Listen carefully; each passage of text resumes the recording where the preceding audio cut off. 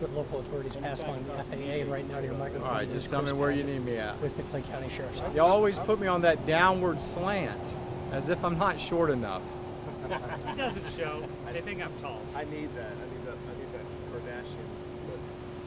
Makes me slip. Is this good here? Sarge, you want to go ahead and stand in, or you want me to just turn over to you? I'm just going to open up, kind of tell our portion, and then I'll turn it over to Sarge after that to go into further detail on things, okay? How much time we got? 2:43:11. Okay. That's TV time. All right. Well, you just tell me when y'all are ready to go, and we'll be good with that. Y'all ready? We're ready. Okay.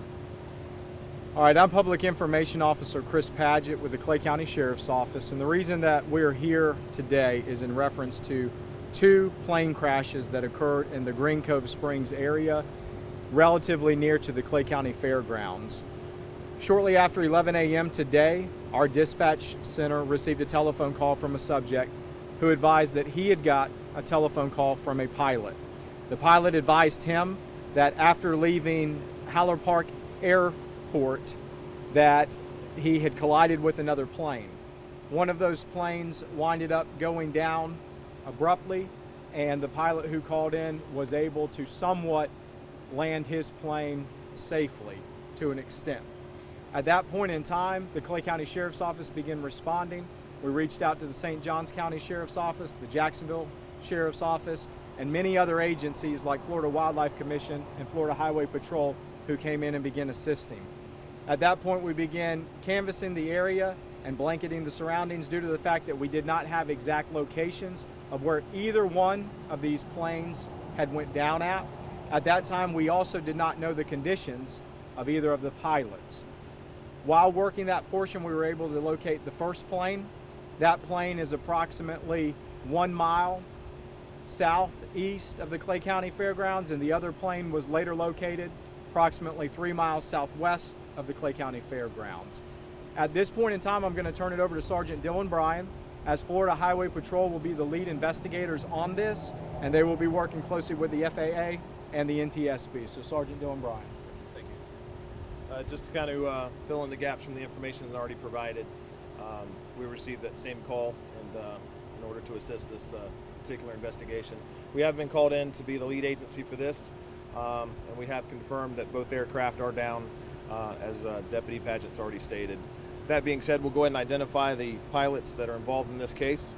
The first pilot, which is unfortunately the deceased pilot in this case, his name is Robert Henry Woley, W-O-L-L-E-Y, of Green Cove Springs. He is local to that Haller Air Park where he was attempting to take off, where he was attempting to fly in the area of. The second pilot is identified as David Alston Dollarhide, also of Green Cove Springs, to that particular air park. Preliminary investigation shows at this point that Mr. Dollarhide was attempting to climb from that air park. Upon his ascent, he banked to one side, and that's when he collided with that second vehicle, which possibly sheared a portion of that wing.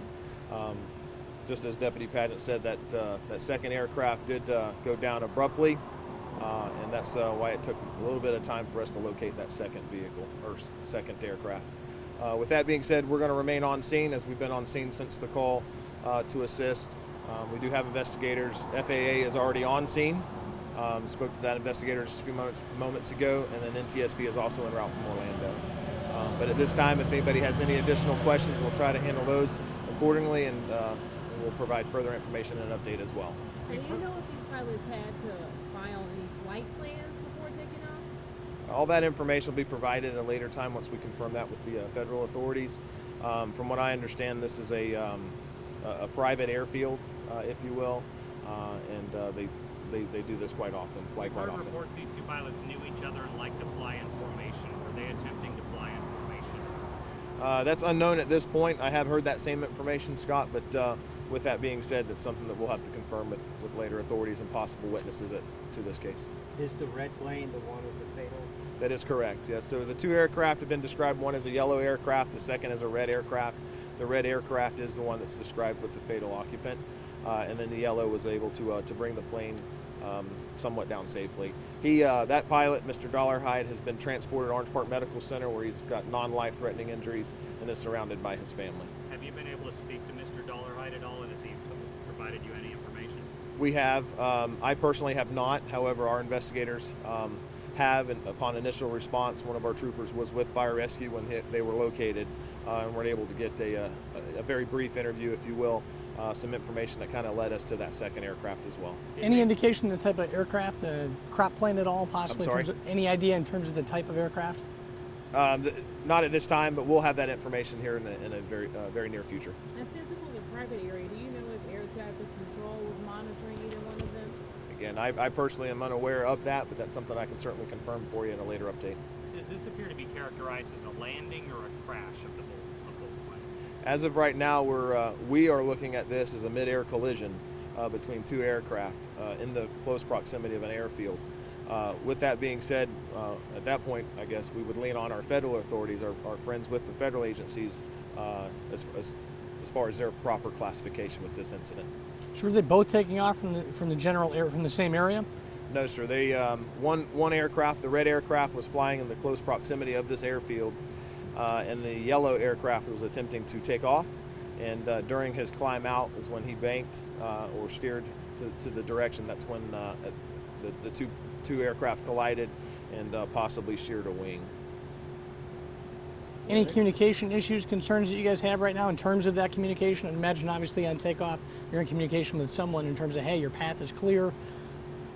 We'll confirm that information. Again, Mr. Dollarhide's information that he's provided, being not only a pilot as well, but also being directly involved in this case, is valuable information. The trooper that I spoke about just a few moments ago is also one of our pilots in our troop, so he's very well versed in basically all the particular criteria that's needed to fly safely. With that being said, we'll continue this investigation and then provide you guys with further information in the near future. There wasn't a tower there, like with an air traffic controller? No, sir. This is a private airfield with no control tower. Can you give the ages of these older, experienced pilots? I have the age of the deceased. Again, unfortunately, our thoughts and prayers are with Mr. Wally and his family. But he's described as a 74-year-old and does have extensive piloting experience. All right. Thank you.